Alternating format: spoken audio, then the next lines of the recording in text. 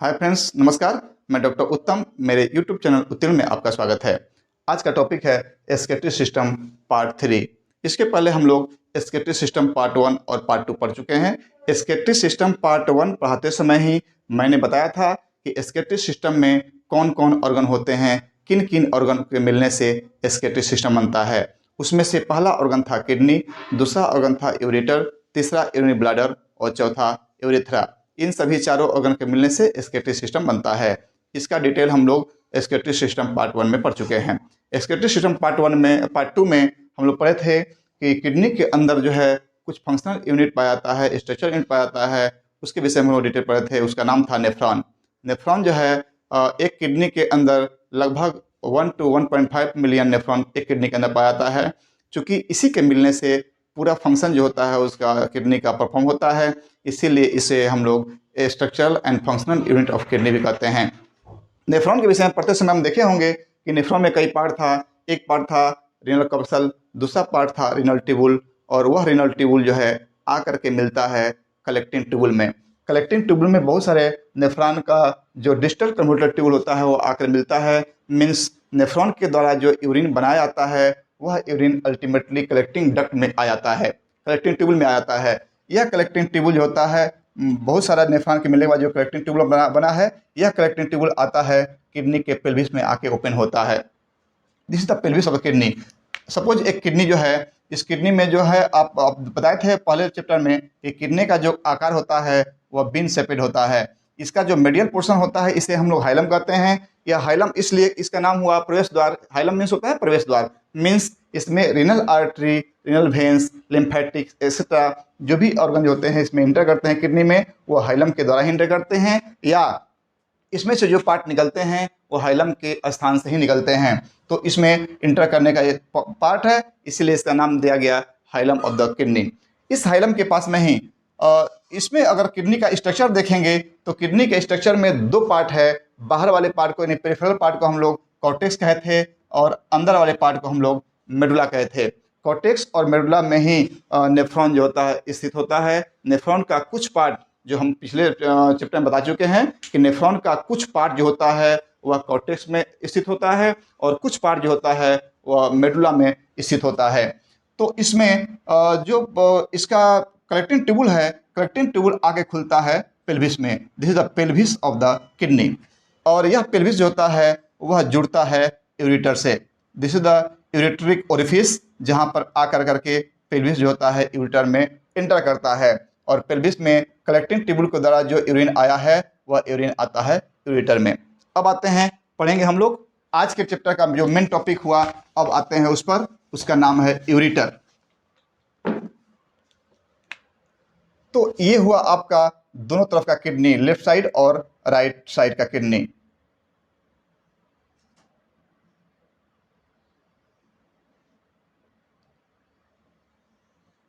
Kidney of left side and right side.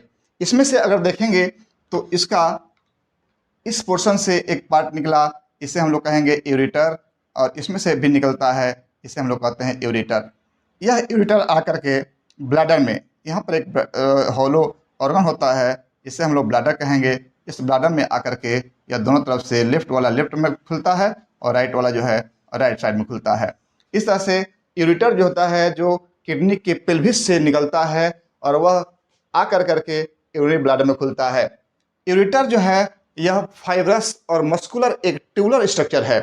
Ureter is the fibrous and muscular tubular structure which is started from the pelvis of the kidney and open into the urinary bladder. इसकी जो structure हुआ, जो inner structure means inner जो layer होता है इस ureter का, वह बना होता है यूरोथेलियल से, वह बना होता है यूरोथेलियम से। अगर हम लोग इस यूरेटर के जो इनर स्ट्रक्चर देखेंगे, यह बना होता है यूरोथेलियम से। Urothelium means it is the transitional epithelium which is responsible for the passing of urine properly in the urinary bladder. अब आते हैं कि इसमें से जो यूरोथेलियम होता है वह यूरोथेलियम जो है ट्रांजिशनल ट्रांजिशनल एपिथेलियम का बना होता है। इसका सेल जो होता है वह स्क्वामस, कुछ कहीं कहीं स्क्वामस होता है, कहीं कहीं क्यूबॉइडल होता है, ताकि पेरिस्टाल्टिक मूवमेंट के द्वारा यह यूरिन को ऊपर से मीन्स इस पार से लेकर करके आकर के यूरिनरी ब्लैडर तक पहुंचा दे। तो इसमें जो मस्कुलर स्ट्रक्चर होता है, यूरोथेलियम जो होता है कवर होता है मस्कुलर स्ट्रक्चर से। मस्कुलर स्ट्रक्चर जो होता है स्मूथ मसल का बना होता है। वह स्मूथ मसल इस यूरेटर का पेरिस्टाल्टिक मूवमेंट में सहायक होता है, और इसी पेरिस्टाल्टिक मूवमेंट की सहायता से जो यूरिन होता है वो पेल्विस से होते हुए यूरेटर में आता है। यूरेटर से होते हुए वह जो है यूरिनरी ब्लैडर में इंटर करता है। यूरेटर, फिर से सुन लीजिएगा, बहुत इंपॉर्टेंट क्वेश्चन है आएगा इसमें से, और बहुत ही आसान है, इसमें वो ज्यादा क्वेश्चन नहीं आता है। यह जो होता है स्टार्ट कहाँ से होता है, यानी ureter starts from the pelvis of the kidney and into the urinary bladder. ये एक क्वेश्चन हुआ। दूसरा क्वेश्चन इसमें आता है कि इसका जो इनर लेयर होता है वह किस एपिथेलियम से बना होता है, तो वो बना होता है ट्रांजिशनल एपिथेलियम से, जिसे हम लोग यूरोथेलियम कहते हैं। ये एक इंपॉर्टेंट क्वेश्चन हुआ नीट के लिए। एक और क्वेश्चन आता है, by which process the urine from the ureter move into the urinary bladder, तो वो होता है by the process of peristaltic movement. Peristaltic movement के द्वारा जो होता है वह यूरिन यूरेटर से यूरिनरी ब्लैडर में इंटर करता है। वो क्यों होता है, by the help of the muscular structure, means smooth muscle होते हैं इसमें यूरेट्रिक मसल्स में, यूरेटर में, यूरेटर के वाल में स्मूथ मसल पाए जाते हैं। उन्हीं स्मूथ मसल के पेरिस्टाल्टिक मूवमेंट के कारण यूरिन जो होता है यूरेटर से यूरिनरी ब्लैडर में आता है। उसके बाद आते हैं हम लोग, नेक्स्ट आएगा अब आपका यूरिनरी ब्लैडर। नेक्स्ट टॉपिक होगा यूरिनरी ब्लैडर।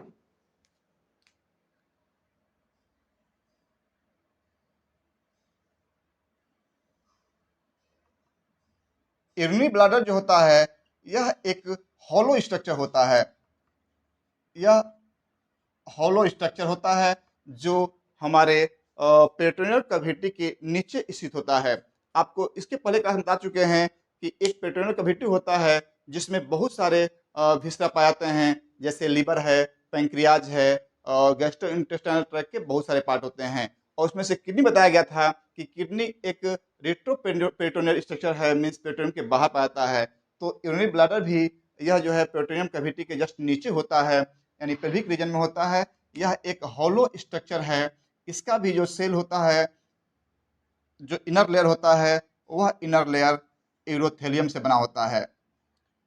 तो ये यूरिनरी ब्लैडर जो होता है उसमें जो इनर मेम्ब्रेन होता है उसे हम लोग यूरोथेलियम कहते हैं, और वो जो होता है ट्रांजिशनल एपिथेलियम से बना होता है। हम एक बार फिर से यूरिनरी ब्लैडर का लोकेशन देखेंगे। Urinary bladder in the human being located just below the peritoneal cavity.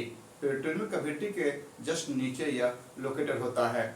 इसके साथ साथ इन मेल में, पुरुषों में यह जो होता है इन फ्रंट ऑफ रेक्टम के जस्ट सामने, और सिम्फाइसिस प्यूबिक के जस्ट बिहाइंड होता है। मींस सिम्फाइसिस प्यूबिक के बिहाइंड और रेक्टम के सामने, तथा यह पेरिटोनियल कैविटी में नीचे होता है, यानी पेरिटोनियल कैविटी से नीचे होता है। इसका लोकेशन यह हुआ। ध्यान से सुनिए, नीट स्टूडेंट्स ध्यान से सुने, यह कहाँ अवस्थित होता है एकदम याद हो जाएगा। Urinary bladder located just below peritoneal cavity. First, second, it is located in front of rectum in male में, अगर पुरुषों में देखेंगे तो यूरिनरी ब्लैडर रेक्टम के जस्ट इन फ्रंट में लोकेटेड होता है, तथा साथ साथ यह सिम्फाइसिस प्यूबिस के बिहाइंड, यानी सिम्फाइसिस प्यूबिस जो होता है उसके पीछे लोकेटेड होता है। यह हुआ इसका एक्चुअल लोकेशन। यूरिनरी ब्लैडर जो होता है यह अपने अंदर यूरिन को स्टोर रखता है। इसका स्टोरेज जो होता है लगभग 300 ml से 500 ml तक यह स्टोर रखता है। इसके ऊपर जब होता है तब हम लोग को यूरिन का अर्जेस महसूस होता है। अब आते हैं कि इसमें ऊपर से जो है यूरेटर आकर करके इसमें ओपन होता है, जिस जगह पर यह यूरेटर ओपन होता है उसे यूरेटरिक ओरिफिस कहते हैं। उसे क्या कहते हैं? यूरेटरिक ओरिफिस कहते हैं। इस जगह को जहां पर यूरेटर ओपन होता है उस जगह को हम लोग कहते हैं यूरेटरिक ओरिफिस। इसी पोर की सहायता से यह जो होता है यह यूरिनरी ब्लैडर में खुलता है। यह जो पोर्शन होता है इस यूरेटरिक ओरिफिस के पास में एक म्यूकोसल फ्लैप पाया जाता है, जिस म्यूकोसल फ्लैप के द्वारा यूरिन का फिर से अपोजिट डायरेक्शन में मूवमेंट जो होता है वह रुकता है। मीन्स म्यूकोसल फ्लैप जो होता है वह फिर से यूरिनरी ब्लैडर में आए हुए यूरिन को यूरेटर में इंटर नहीं करने देता है। इस तरह से यह म्यूकोसल फ्लैप इस यूरिन के अपर डायरेक्शन में मीन्स अपोजिट डायरेक्शन में मूवमेंट को रोकता है। उसके बाद आते हैं कि इसमें जो नीचे की तरफ होता है वह यूरेथ्रा के साथ अटैच रहता है। इस जगह को कहते हैं हम लोग यूरेथ्रल ओरिफिस। इसको कहते हैं हम लोग यूरेथ्रल ओरिफिस। मीन्स यूरेथ्रा में खुलने वाला जो जगह होता है उसे हम लोग यूरेथ्रल ओरिफिस कहते हैं। इसी ओपनिंग के द्वारा यह यूरिनरी ब्लैडर इस ओरिफिस में खुलता है, मीन्स यूरेथ्रा में खुलता है। स्ट्रक्चर में देखेंगे तो inner wall of the urinary bladder lined by transitional epithelium which is also termed as urothelium. Inner wall of the urinary bladder is lined by transitional epithelium that is also known as urothelium. इस urothelium के ऊपर में एक mucosal membrane होता है, muscular membrane होता है। उस मस्कुलर मेम्ब्रेन के द्वारा चूंकि कवर किया जाता है ताकि इसमें यूरिन का साइड इफेक्ट मीन्स यूरिन के उपस्थिति के कारण यूरिनरी ब्लैडर का जो इनर वॉल होता है उस पे हानि पहुंच सकती है, उसमें इरोशन हो सकता है। इसलिए उस हानि को पहुंचने में जो म्यूकोसल मेम्ब्रेन होता है, जो मस्कुलर लेयर होता है इस यूरोथेलियर के ऊपर, वह प्रिवेंट करता है। That is term as glycocalyx. Glycocalyx means the muscular layer protect the urinary bladder from the injury with the urine के साथ जो इंजरी होती है हो सकती है यूरिनरी ब्लैडर के इनर वॉल को, उस इंजरी से यह जो ग्लाइकोकाइलिक्स है, जो मस्कुलर लेयर है, वह इस यूरिनरी ब्लैडर के इंटरनल लेयर को यूरिन से प्रोटेक्ट करता है, यानी उससे सुरक्षा करता है। इसके बाद आते हैं ये जो स्ट्रक्चर है, इस स्ट्रक्चर को इस जगह को हम लोग ट्राइगोनल, चूंकि ये शेप में ट्राइगोनल है इसीलिए हम लोग इसको यूरिनरी ट्राइगोन कहते हैं। यूरिनरी ट्राइगोन कहते हैं। इस यूरिनरी ट्राइगोन के आसपास स्मूथ मसल्स का लेयर होता है, जो स्मूथ मसल्स इस यहाँ पर यूरिन के यूरेथ्रा में मूवमेंट को कंट्रोल करता है, मीन्स रेगुलेट करता है। यह यूरिनरी ट्राइगोन जो यूरिनरी ब्लैडर का एक पार्ट है वह मस्कुलर लेयर से कवर होता है। जो मस्कुलर लेयर इसमें यूरिन जो होता है यूरिनरी ब्लैडर में, उस यूरिन के यूरेथ्रा में एंट्री को रेगुलेट करता है। अब आते हैं इसमें ये जो पोर्शन हो गया इसको हम कह दिए यूरेथ्रल ओरिफिस। इसकी सहायता से यूरिन यूरेथ्रा में इंटर कर रहा है। अब हम आएंगे यूरेथ्रा में।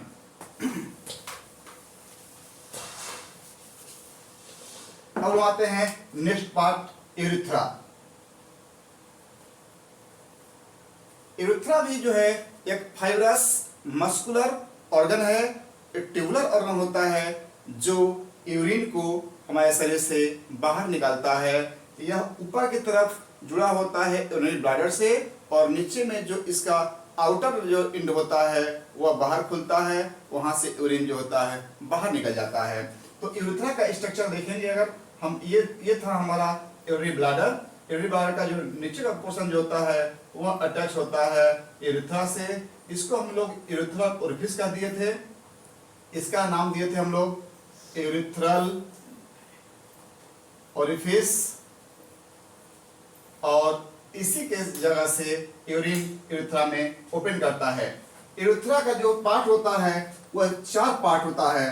फर्स्ट पार्ट को हम लोग कहते हैं pre prostatic part. First part को, यूरेथ्रा के फर्स्ट पार्ट को हम लोग कहते हैं प्री प्रोस्टैटिक। सेकेंड पार्ट जो होता है वह होता है जस्ट प्रोस्टैटिक। थर्ड पार्ट जो होता है उसे हम लोग कहते हैं मेम्ब्रेनस। और फोर्थ पार्ट जो होता है उसे हम कहते हैं spongy urethra. Pre prostatic urethra, prostatic urethra, membranous urethra और स्पॉन्जी यूरेथ्रा। इस तरह से there are 4 part of the urethra. First part जो होता है अटैच होता है, यह इंट्राम्यूरल पार्ट है। जो प्री प्रोस्टैटिक पार्ट है यह इंट्राम्यूरल पार्ट है। यह intramural part just urethral orifice के पास में होता है। इसे हम लोग प्री प्रोस्टैटिक यूरेथ्रा कहते हैं। इसमें ट्रांजिशनल एपिथेलियम जो है, इसका लाइनिंग जो होता है अंदर का, वह ट्रांजिशनल एपिथेलियम से बना होता है। उसके जस्ट बिहाइंड, यानी उसके बाद जो पार्ट होता है वह प्रोस्टैटिक होता है। मींस इस पार्ट में प्रोस्टेट लोकेटेड होता है। यह प्रोस्टेट का जो मिडिल लोब होता है वह मिडिल लोब एलिवेट कर करके यह यूरेथ्रल ओरिफिस में एलिवेट करता है। और जैसे जैसे प्रोस्टेट का साइज बढ़ता है वैसे वैसे यह जो पार्ट होता है एलिवेटेड पोर्शन, उसका साइज बढ़ता है। इसको हम लोग, एलिवेशन को हम लोग कहते हैं उवुला ऑफ यूरिनरी ब्लैडर। इस पोर्शन को, यानी प्रोस्टेट का जो मिडिल लोब होता है उसका थोड़ा सा एलिवेशन हो जाता है in the urinary bladder at the junction of urethral orifice. इस एलिवेशन को हम लोग उवुला ऑफ यूरिनरी ब्लैडर कहते हैं। यह उवुला जो होता है, जैसे जैसे प्रोस्टेट का साइज बढ़ता है उवुला का भी साइज बढ़ सकता है। वहाँ पर वह यूरिन को ब्लॉक कर सकता है। तो इस तरह से देखते हैं कि यह जो प्रोस्टेट होता है, प्रोस्टेटिक पार्ट, इस पार्ट में यूरेथ्रा का जो प्रोस्टेटिक पार्ट है, यहाँ पर प्रोस्टेट अवस्थित होता है। यह प्रोस्टेट यहाँ पर उवुला के साथ अटैच होता है। उवुला जो होता है, जैसे जैसे प्रोस्टेट का साइज इंक्रीज करेगा उवुला का साइज इंक्रीज करता है, जिससे यहाँ पर ऑब्स्ट्रक्शन ऑफ यूरिन हो सकता है। इस पार्ट में जो प्रोस्टेटिक पार्ट होता है इसका भी इनर जो लाइनिंग होता है वह ट्रांजिशनल एपिथेलियम से होता है। मैक्सिमम जो ऑब्स्ट्रक्शन होता है यूरिन का इसी पार्ट पर होता है। इस जगह पर जो प्रोस्टेटिक जो पार्ट है, यूरेथ्रा है, उसमें बहुत सारे पोर्स होते हैं, यानी बहुत सारे पोर्स आकर के यूरेथ्रा में खुलते हैं। उसमें से 2 पोर्स ऐसे होते हैं जो भास डिफरेंस से आकर के उसमें खुलते हैं, वेसिकल्स, जो स्पर्म को हमारे यूरेथ्रा तक पहुंचाते हैं। उतना ही नहीं, प्रोस्टेटिक जो ग्लैंड जो डक्ट्स होते हैं वो भी आकर के इसमें खुलते हैं और उस प्रोस्टेट का जो सेक्रेशन होता है वह यूरेथ्रा तक पहुंचता है। इस तरह से स्पर्म यूरेथ्रा तक पहुंच सकता है by the connection of the seminal vesicles और भास डिफरेंस। यहाँ पर भास डिफरेंस स्पर्म को यहाँ तक लेके पहुंचाता है, यानी यहाँ से यहाँ पर स्पर्म यूरेथ्रा पहुंच जाता है। उसी तरह से प्रोस्टेटिक पार्ट में जो प्रोस्टेट ग्लैंड होता है उसमें से बहुत सारे पोर्स निकलते हैं, प्रोस्टेटिक डक्ट का पोर्स निकलते हैं और वो आकर खुलते हैं यूरेथ्रा में, जहाँ से प्रोस्टेट ग्लैंड का जो सेक्रेशन होता है वह यूरेथ्रा तक आता है। उसके बाद आता है मेम्ब्रेनस यूरेथ्रा। मेम्ब्रेनस यूरेथ्रा जो होता है उसका भी जो इनर का लेयर होता है वह जो होता है स्टेटेड स्क्वामस एपिथेलियम से बना होता है। सीडो उसको बोलेंगे, सीडो स्टेटेड स्क्वामस एपिथेलियम का बना होता है। उसके बाद वहाँ से जो लेयर होता है उस लेयर में म्यूकस मेम्ब्रेन होता है, जो म्यूकस का सेक्रेशन करता है। वह म्यूकस यूरिन को उस यूरेथ्रा के जो वॉल होते हैं उनको थोड़ा सा लुब्रिकेट करता है, जिससे यूरिन आसानी से पास हो सके। उसके बाद का जो लेयर आता है स्पंजी यूरेथ्रा। स्पंजी यूरेथ्रा जो होता है इसमें स्टेटेड एपिथेलियम होता है, जिसके चलते यहाँ पर जो स्टेटेड मसल होते हैं वो मसल्स हमारे इस पार्ट को वॉलंटरी रूप में कार्य करते हैं, यानी जैसे अच्छी इच्छा होती है हम लोग पेशाब को रोक सकते हैं। तो यहाँ पर स्टेटेड जो मसल्स होते हैं यानी स्पॉन्जी यूरेथ्रा में, वह स्टेटेड मसल्स वॉलंटरी होते हैं, यानी हमारी इच्छा के अनुरूप होते हैं। लेकिन जो इस जगह पर यानी प्री प्रोस्टेटिक में जो पार्ट होता है, जो मसल्स होते हैं वो इनवॉलंटरी होते हैं, वो हमारे कंट्रोल में नहीं होते हैं। लेकिन स्पॉन्जी यूरेथ्रा के पास में जो स्टेटेड मसल्स होता है, जो सेल्स होता है, वह सेल्स वॉलंटरी होता है, यानी उस सेल्स के द्वारा हम अपनी इच्छा के अनुसार उसको कंट्रोल कर सकते हैं। तो इस तरह से किडनी से चलकर यूरिन जो है यूरेटर की सहायता से हमारे यूरिनरी ब्लैडर में पहुंचा। यूरिनरी ब्लैडर के बाद वह जो है आपका यूरेथ्रा में पहुंचा, और यूरेथ्रा के जो एक्सटर्नल ओपनिंग हुई, मींस जो ये एक्सटर्नल, इसको कहते हैं एक्सटर्नल यूरेथ्रल ओरिफिस। इस ओरिफिस के द्वारा यह जो यूरिन होता है वह बाहर निकल जाता है। तो एक्सटर्नल ओरिफिस के पास में जो स्टेटेड मसल्स होते हैं, जो स्टेटेड सेल्स होते हैं, वह वॉलंटरी होते हैं। बहुत ही इंपॉर्टेंट क्वेश्चन है। द वॉलंटरी जो muscles, striated muscles located in the external urethral orifice region are voluntary और नॉन वॉलंटरी, तो उसके बोलते हैं वॉलंटरी, क्योंकि यहाँ पर जो होते हैं हम अपनी इच्छा के अनुसार इसको कंट्रोल कर सकते हैं। तो एक्सटर्नल यूरेथ्रल ओरिफिस के पास स्टेटेड जो सेल्स होते हैं वो वॉलंटरी होते हैं। इस तरह से जो यूरिन जो है हमारे यूरेथ्रा के द्वारा शरीर से बाहर निकल जाता है।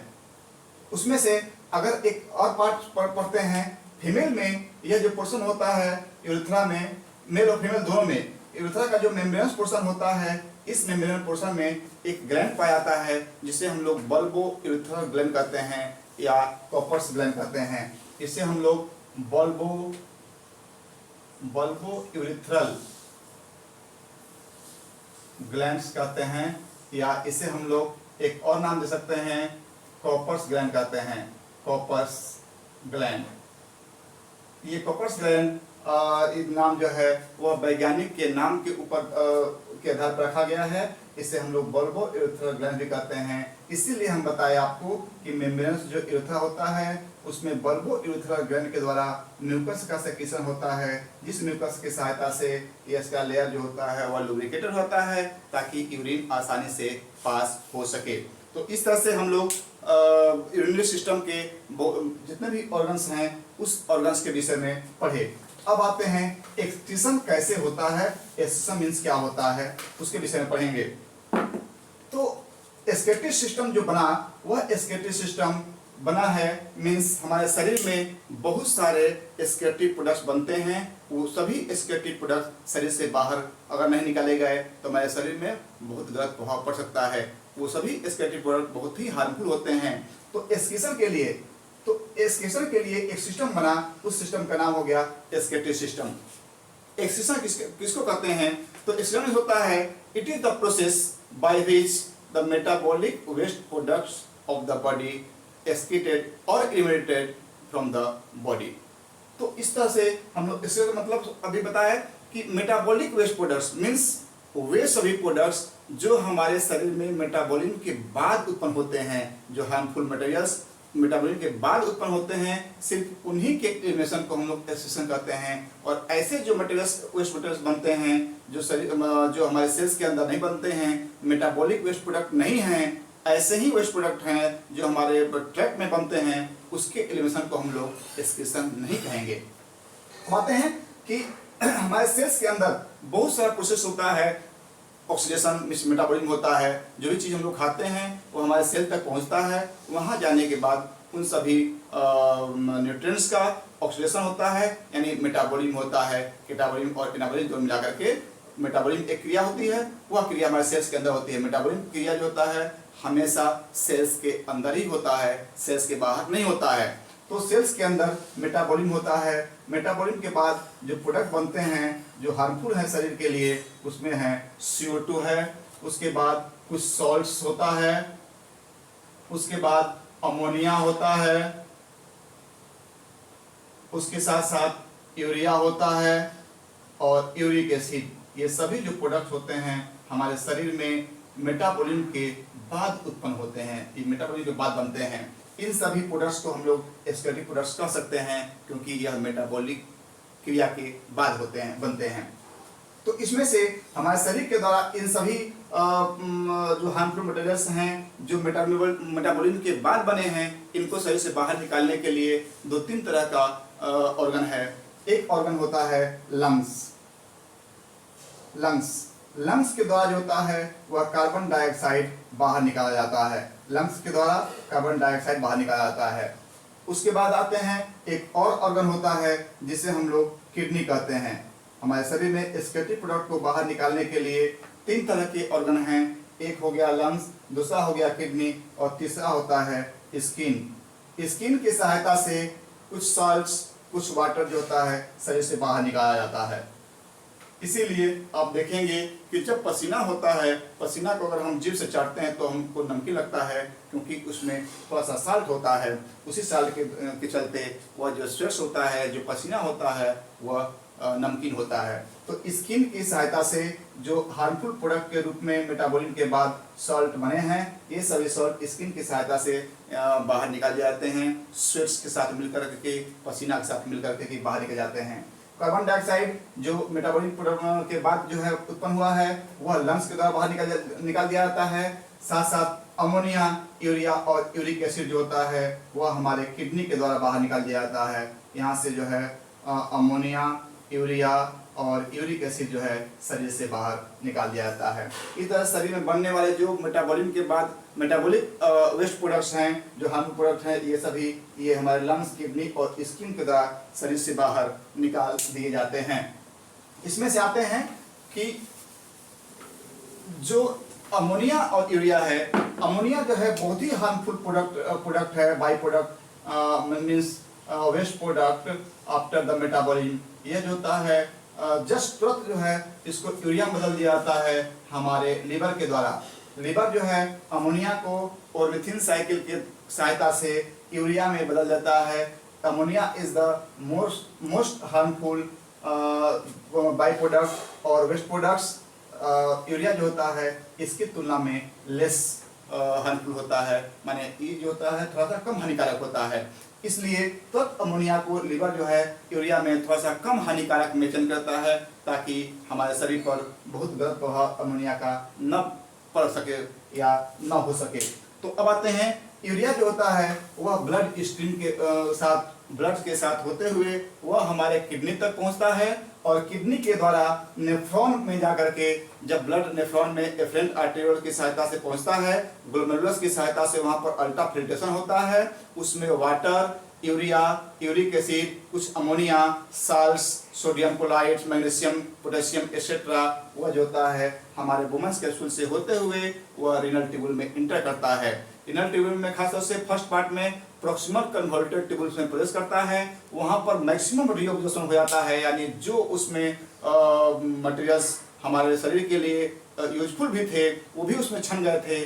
तो उसको जो होता है खासतौर से ग्लूकोज को, अमीनो एसिड को, प्रोटीन को, वाटर को, साल्ट्स, पोटेशियम, मैग्नीशियम, उसके साथ साथ और भी बहुत सारे मिनरल्स पाए जाते हैं जो हमारे फिल्टर पार्ट में उपस्थित होते हैं। तो इस तरह से हम देखेंगे कि यूरिन का फॉर्मेशन होता कैसे है। यूरिन का फॉर्मेशन जो है वह जो आपको स्टार्टिंग में हम बता चुके हैं कि ये जो है नेफ्रॉन में आकर करके कैसे यहाँ यूरिन बनता है। तो एक बात और हम आपको बताना चाहेंगे, यहाँ पर आता है एफरेंट आर्टेरियोल। एफरेंट आर्टेरियोल यहाँ आकर के बहुत सारे सब ब्रांच में बढ़ जाता है, या इसे हम लोग ग्लोमेरुलस कहते हैं। ये कैपिलरीज है, इसे हम लोग ग्लोमेरुलस कहते हैं। यह जो ग्लोमेरुलस है वह यहाँ पर जो ब्लड आता है उस ब्लड के द्वारा जो मटेरियल्स होते हैं इस वुमेन्स कैप्सूल में छन जाते हैं, और फिर यहाँ से एफरेंट आर्टेरियोल इस मटेरियल को लेकर के फिर आगे बढ़ता है। इस तरह से देख रहे हैं कि this is the efferent arteriole. Efferent formation of urine कैसे होता है, हम लोग प्रोसेस पढ़ रहे हैं, फॉर्मेशन ऑफ यूरिन। इसमें फर्स्ट जो पार्ट होता है उसे कहते हैं फिल्ट्रेशन।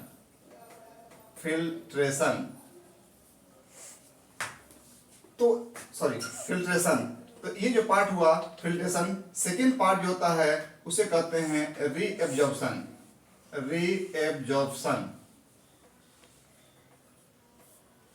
थर्ड जो पार्ट होता है उसे कहते हैं हम लोग सेक्रीशन, और फोर्थ जो पार्ट होता है इसे हम लोग कहते हैं एक्सक्रीशन। यानी फॉर्मेशन ऑफ यूरिन 4 प्रोसेस के एक साथ मिलने से फॉर्मेशन ऑफ यूरिन होता है, मीन्स यूरिन बनता है 4 प्रोसेस के कंप्लीट होने के बाद। फर्स्ट होता है फिल्ट्रेशन। फिल्ट्रेशन क्या है? इसमें एफरेंट आर्टरियोल के द्वारा जो भी ब्लड आता है, ब्लड यहाँ आने के बाद ग्लोमेरुलस में जो कैपिलरीज होती हैं उस ग्लोमेरुलस की सहायता से उस ब्लड का जो प्लाज्मा होता है वह प्लाज्मा यहाँ पर फिल्टर होता है। इसमें से जो हानिकारक वेस्ट मटेरियल्स होते हैं, मेटाबॉलिक वेस्ट मटेरियल्स, वो सभी यहाँ फिल्टर होते हैं। उसके साथ साथ बहुत सारे एसेंशियल्स मटेरियल्स भी इसी के अंदर आ जाते हैं, जैसे ग्लूकोज, एमिनो एसिड जो पहले बता चुके हैं, glucose, amino acid, salts, water etcetera, ये इसमें जो है इंटर कर जाते हैं यहाँ से प्रॉक्सिमल कन्वर्टर ट्यूबल्स में। प्रॉक्सिमल कन्वर्टर ट्यूबल्स में ये आने के बाद तो ये प्रोसेस जो आप फिल्ट्रेशन ये कंप्लीट होता है। यह फिल्ट्रेशन कहाँ से होता है? यह फिल्ट्रेशन होता है ग्लोमेरुलस कैप्सूल में, ग्लोमेरुलस जो कैपिलरीज है इस कैपिलरीज में, और वो कैपिलरीज वुमेन्स कैप्सूल के सहायता से मटेरियल्स को फिल्टर कर करके वह पहुंचाती है रीनल ट्यूबुल में। तो इस तरह से फिल्ट्रेशन प्रोसेस कंप्लीट होता है। उसके बाद आते हैं रीएब्जॉर्प्शन। रीएब्जॉर्प्शन जो होता है, जो मटेरियल छन करके हमारे प्रॉक्सिमल कन्वर्टर ट्यूबुल्स में आते हैं वो मटेरियल्स, जैसे हम देखेंगे कि this is the proximal converter tubule.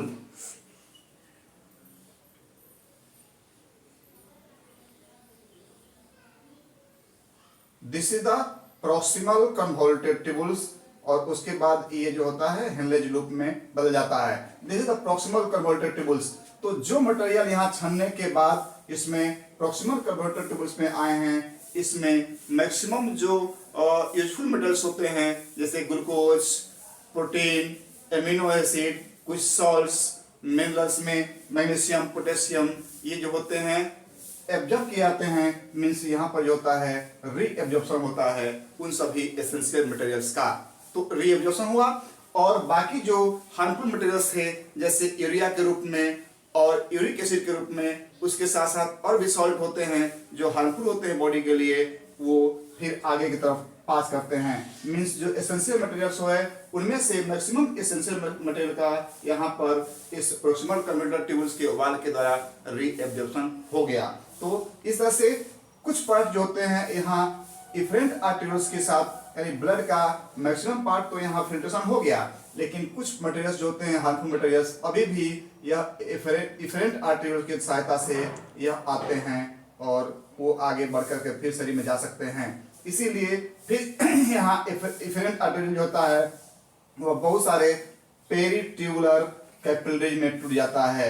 ये सभी पेरीट्यूबुलर जो कैपिलरीज होती हैं, इसमें उपस्थित जो ब्लड है इसमें कुछ अगर यूरिया, यूरिक एसिड और अदर हार्मफुल वेस्ट मटेरियल अगर हैं तो उनको यहाँ से फिर सेक्रेट कर करके वह भेज देता है आपका फिर से रीनल ट्यूबुल में, ताकि वो हार्मफुल मटेरियल्स फिर से दोबारा हमारे शरीर में उपस्थित न हो पाए। तो इस तरह से यह जो है सेक्रेशन के साथ सहायता से ये सभी हार्मफुल प्रोडक्ट्स जो अभी भी इफरेंट आर्टरियोल के द्वारा पेरीट्यूबुलर कैविटी तक पहुंचते हैं, वो सेक्रेशन की सहायता से ये पहुंच गए हैं आपका रीनल ट्यूबुल में। तो यहाँ है सेक्रेशन। यही सेक्रेशन जो प्रोसेस होता है, यानी जो लेफ्ट बचे थे इफरेंट आर्टरियोल में भी कुछ मटेरियल बच गए थे, उनका फिर से सेक्रेशन होकर के वे पहुंच गया रीनल ट्यूबुल में। उसके बाद कुछ मटेरियल्स अभी भी यहाँ पे बताया कि जो एसेंशियल मटेरियल्स जो थे यहाँ पर आ गए थे, मैक्सिमम का तो यहाँ रिएब्जॉर्प्शन हो गया था, लेकिन कुछ मटेरियल अभी भी पास होकर के रीनल ट्यूबुल तक आ गए हैं। तो इनका जो है फिर से यहाँ रीएब्जॉर्प्शन होता है और ये रीएब्जॉर्ब होकर के आ जाते हैं पेरीट्यूबुलर कैपिलरीज में, और फिर ये एसेंशियल मटेरियल्स यहाँ से बॉडी के डिफरेंट पार्ट्स में पहुंचा दिए जाते हैं। तो इस तरह से फर्स्ट पार्ट था फिल्ट्रेशन, दूसरा था रीएब्जॉर्प्शन, तीसरा था सेक्रेशन, और उसके बाद जो ये मटेरियल्स यहाँ आ गए हैं यानी ट्यूबुल्स में आ गए हैं, ये ट्यूबुल्स अब जाकर के कलेक्टिंग ट्यूबुल्स में जाके मिल जाएगा, और कलेक्टिंग ट्यूबुल में वह जो है कंसंट्रेटेड यूरिन पहुंच जाता है, और वहां से यूरिन फिर पेल्विक से होते हुए, किडनी के पेल्विक से होते हुए यूरेटर में, यूरेटर से होते हुए फिर यूरिन ब्लैडर में, और उसके बाद यूरेथ्रा के द्वारा वह शरीर से बाहर निकाल दिया जाता है। इस तरह से फॉर्मेशन ऑफ यूरिन कंप्लीट हुआ 4 प्रोसेस में, filtration, reabsorption, secretion and excretion. अब आते हैं कि बहुत सारे ऐसे एनिमल्स होते हैं जिनमें अलग अलग तरह के कंपाउंड के मेन प्रयोग एक्सक्रीटरी जो प्रोडक्ट्स होते हैं उनको शरीर से बाहर निकाला जाता है। जैसे कुछ ऐसे भी एनिमल्स हैं जिनमें अमोनिया के रूप में एक्सक्रीटरी मटेरियल, जो मेन एक्सक्रीटरी मटेरियल है वो अमोनिया के रूप में एक्सक्रीट किया जाता है। ऐसे एनिमल्स को हम लोग अमोनियोटेलिक एनिमल्स कहते हैं, अमोनियोटेलिक एनिमल कहते हैं। ऐसे एनिमल्स का एग्जाम्पल अगर देखेंगे तो जितने भी एक्वाटिक एनिमल्स होते हैं उनमें यह क्वालिटी पाया जाता है कि वे अमोनिया को अपने शरीर से बाहर निकालते हैं वेस्ट प्रोडक्ट के रूप में। तो एक्वाटिक एनिमल को हम लोग अमोनियोटेलिक एनिमल्स कह सकते हैं। कुछ ऐसे भी एनिमल्स होते हैं जिनके शरीर में uric acid main excretory products के रूप में उपस्थित रहता है। मीन्स वे सभी एनिमल्स यूरिक एसिड को अपने शरीर से बाहर उत्सर्जित पदार्थ के रूप में, मीन्स एक्सक्रीटरी प्रोडक्ट के रूप में शरीर से बाहर निकालते हैं। तो ये जो यूरिक एसिड है वह यूरिक एसिड को निकालने वाले एनिमल को हम लोग यूरिकोटेलिक बोलते हैं, यूरिकोटेलिक बोलते हैं।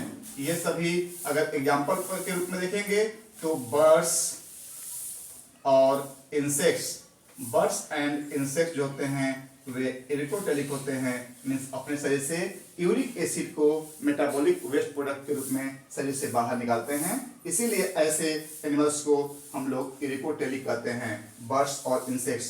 इसको हम अगर उस सेक्शन में जाएंगे तो इंसेक्ट के विषय में ज़्यादा से ज़्यादा बताएंगे, लेकिन अभी एक इंपॉर्टेंट क्वेश्चन यहाँ पर हम बताना चाहेंगे। इंसेक्ट जो होता है मालपीजियन ट्यूबुल्स की सहायता से, मालपीजियन ट्यूबुल्स की सहायता से इस ट्यूबुल्स की सहायता से इस यूरिक एसिड को शरीर से बाहर निकालता है। तो अमोनिया यूरिक एसिड से को कैसे कौन कौन से एनिमल्स शरीर से बाहर निकालते हैं मेन एक्सक्रीटरी प्रोडक्ट में। अब आते हैं यूरिया। यूरिया को अपने शरीर से यूरिया जिसके शरीर में मेन एक्सक्रीटरी प्रोडक्ट होता है उस तरह के एनिमल को हम लोग या यूरिया के रूप में एक्सक्रीटरी प्रोडक्ट के रूप में जो है बाहर निकाला जाता है। ऐसे एनिमल्स को हम लोग यूरियोटेलिक कहते हैं, यूरियोटेलिक कहते हैं। यानी वैसे सभी एनिमल्स जो अपने शरीर से यूरिया को एक्सक्रीटरी प्रोडक्ट के रूप में शरीर से बाहर निकालते हैं उन्हें हम लोग यूरियोटेलिक कहते हैं। एग्जाम्पल के रूप में ह्यूमन बींग्स जो होते हैं अपने शरीर से मेन एक्सक्रीटरी प्रोडक्ट के रूप में यूरिया को अपने शरीर से बाहर निकालते हैं एक्सक्रीटरी सिस्टम की सहायता से। तो ह्यूमन बींग जो होते हैं वो यूरियोटेलिक होते हैं। तो इस तरह से एक्सक्रीटरी सिस्टम का जितना भी क्वेश्चन था या जितना भी टॉपिक था सभी को टच कर लिया गया है। उम्मीद करते हैं आपको यह टॉपिक बहुत ही फायदेमंद होगा, वो चाहे वो नीट एग्जामिनेशन के लिए तैयारी करते हो लोग या जनरल किसी कंपटीशन की तैयारी करते होंगे। बहुत ही इंपॉर्टेंट चैप्टर और बहुत सारे क्वेश्चन के साथ ये जो है चैप्टर कंप्लीट हुआ। अब आगे हम आपसे अपील करेंगे कि अगर मेरा वीडियो पसंद आया तो आप इसे लाइक, सब्सक्राइब और शेयर जरूर करें, साथ साथ कमेंट करें ताकि हम और उत्साह के साथ आगे की वीडियो में इस चीज़ को, इस कमी को पूरा कर सकें। धन्यवाद।